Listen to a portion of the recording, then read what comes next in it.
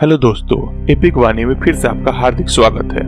दक्षिण भारत में एक ऐसा मंदिर है जो इंसानों के अस्तित्व से पहले अपना अस्तित्व रखता है। सदियों तक इस मंदिर में कई विवाद हुए, कई बड़े बादशाह और राजाओं ने इसे जीतने की कोशिश की, लेकिन क्यों? पावर, पैसा या और कुछ, पता नहीं।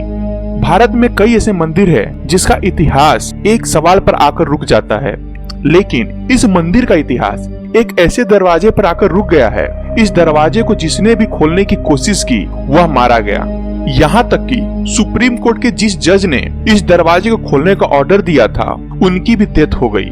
आखिर ऐसा क्या है जो इस दरवाजे को प्रोटेक्ट कर रहा है? इंसान की लालच और भूख मिट सके इतना तो इस मंदिर ने हमें जरूर दिया है, लेकिन खासकर इस दरवाजे के पीछे जाने की जिज्ञासा इंसान को सर्वनाश की ओर बढ़ा रही है। आज बात करते हैं दक्षिण भारत में एक ऐसे मंदिर के बारे में जिस पर आर्कियोलॉजिस्ट और हिस्टोरियन कंटिन्यूअस रिसर्च कर रहे हैं, लेकिन दरवाजे को खोलने की हिम्मत नहीं हो पा रही है। बात करते हैं पद्मनाभ स्वामी मंदिर के बारे में।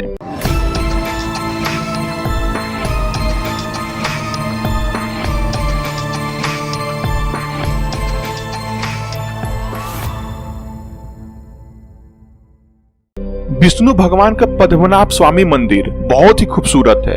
हिंदू वेद और पुराणों के हिसाब से जब इंसानों ने धरती पर कदम भी नहीं रखा था, यह मंदिर तब से मौजूद है।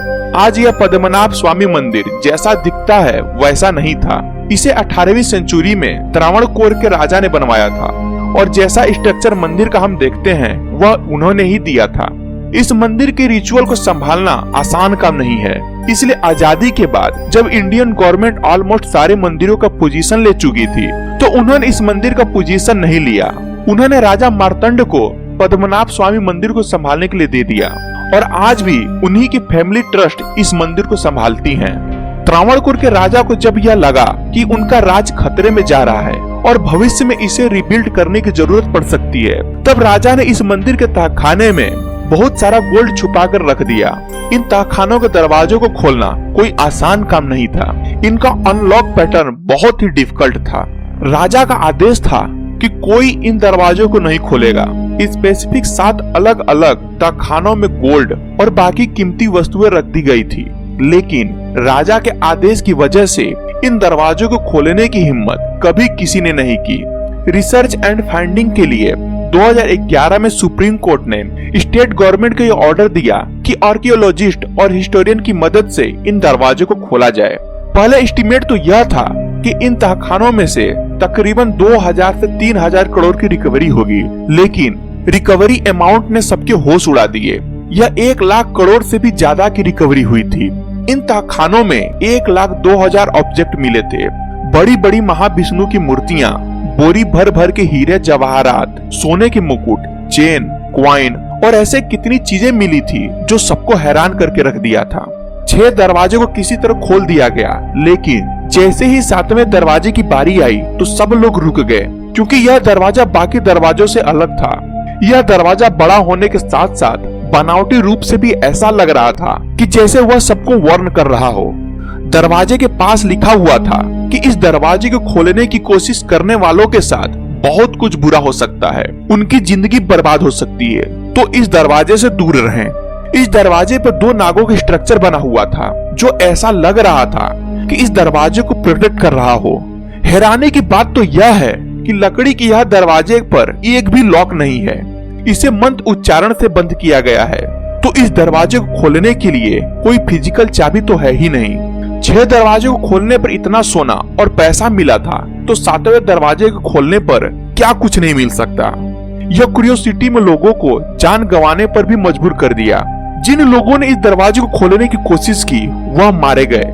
जो बच गए वह या तो गूंगे बहरे हो गए या फिर उनकी दिमागी हालत खराब हो गई, जिससे कि वह कभी पता ही नहीं लगा सके कि उनके साथ इस दरवाजे के बाहर आखिर हुआ तो हुआ क्या। टीपी सुंदरराजन सुप्रीम कोर्ट के जज, उन्होंने इस दरवाजे को खोलने का ऑर्डर दिए थे, वह मिस्टीरियस तरीके से मर गए।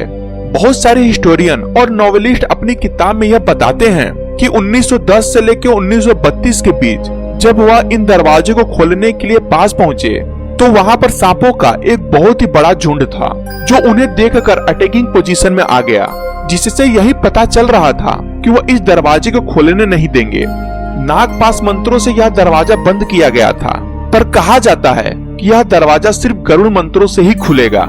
लेकिन अभी तक कोई ऐसा नहीं है जो गरुड़ मंत्र बिना कटाक्ष के पढ़ सके। कहीं न कहीं पढ़ते हुए गलती हो ही जाती है, और इस विधि के दौरान गलती की कोई गुंजाइश ही नहीं है, क्योंकि छोटी सी भी गलती सर्वनाश का कारण बन सकती है। और यह भी बस एक अनुमान है।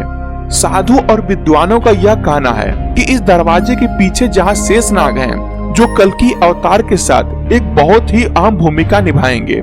लेकिन इस दरवाजे के पीछे जो कुछ भी हो सकता है, हमें यह नहीं भूलना चाहिए कि इस मंदिर को रीस्ट्रक्चर एक इंसान ने ही करवाया था।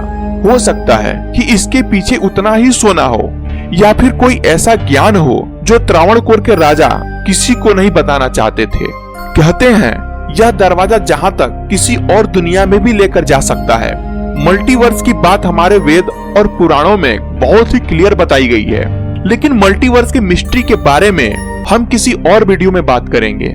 इस 7वें दरवाजे की मिस्ट्री अभी तक तो मिस्ट्री ही है, और यह इतनी बड़ी मिस्ट्री है कि वर्ल्ड बुक ऑफ मिस्ट्री में इसके बारे में बताया जाता है।